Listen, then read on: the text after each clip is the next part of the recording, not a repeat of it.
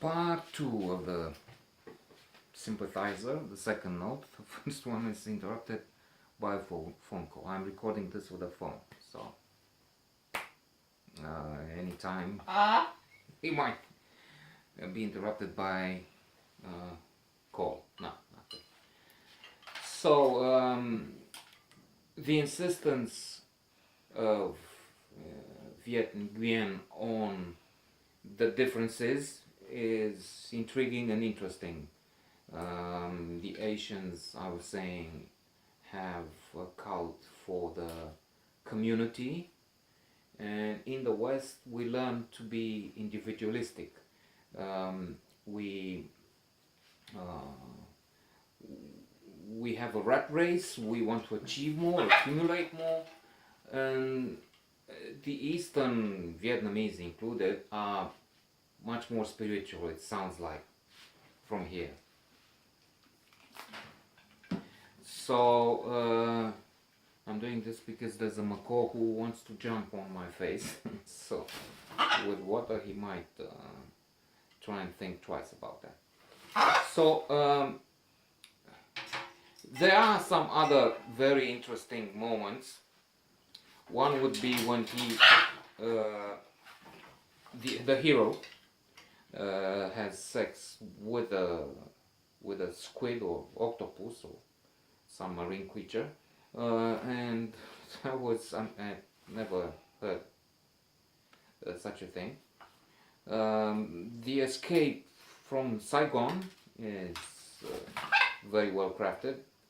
At the end, again, there are many books that the author has consulted on this escape, and it reads like a thriller. They go to US, they escape, some die in the process. I mean, millions die in Vietnam, but I'm saying part of the entourage in that team which has to take a Hercules or some other airplane to the US, well, first to Guam. Part of that team is gone in explosions on the tarmac. And in the US, 2 killings take place, which put me off somehow. One is the crapulent nature. That's something I hated about this book, and I don't really see why. The author always talks about the crapulent nature.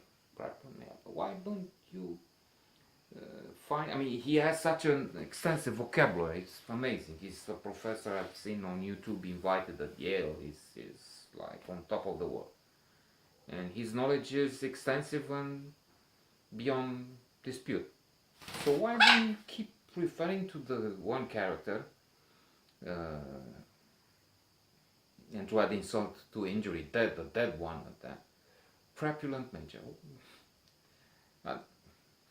It annoyed me. It annoyed me so much that part of the after this part of the book was read superficially, which is my fault. I confess and assume that in a way. And again, the movie making, I was wondering who is behind all this complicated structure. It couldn't have been just a B movie. Turns out it's Apocalypse Now, one of the very appreciated movies. I knew that Brando was making some trouble with the filming, and it took a long time, but I didn't expect this side to show up in the Sympathizer, and I think he's too hard on Francis Ford Coppola, but then maybe I'm wrong. So there you go, Sympathizer. I hope you enjoy it.